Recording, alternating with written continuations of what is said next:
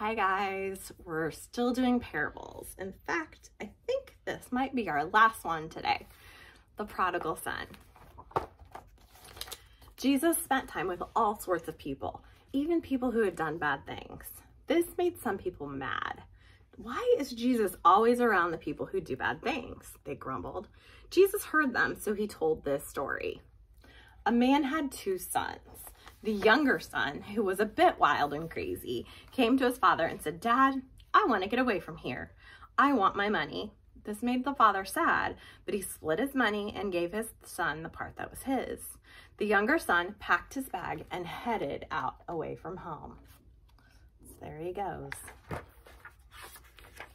The son traveled to a faraway country and spent all of his money on fancy parties and food, and soon he had no more money and no place to stay. Lucky for him, he found a man who let him sleep in his barn if the son fed his pigs. "What am I thinking?" he said to himself as he fed the pigs. "The men who work for my father have more than enough to eat, and here I am starving to death. I'll go home and say to my father, 'Dad, I made a big mistake. I'm not good enough to be your son, but would you let me work for you?'" And so he went home. There he is, sleeping with the pigs. Would you want to sleep with pigs? Me either. While he was still far away from his house, his father saw him. His father ran and threw his arms around him. The father put a ring on his son's finger and shoes on his feet and ordered for a party to be thrown for him.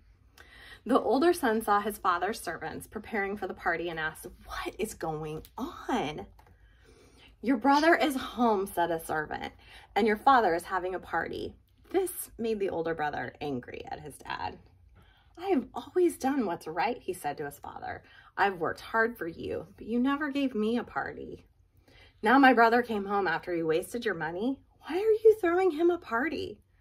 "My son, you have always been with me, but your brother left and has now come back." Then the people understood. Jesus spent time with these people because he thought even though they'd done bad things, they decided to change their lives and live like God wanted. And this made Jesus so happy. How would you have felt if you were the younger son and your father was so happy to see him? I think it'd be hard to be the older brother too. I don't know, we have to think about these things. But God just wants us to be with him. So have a great day, guys. Bye.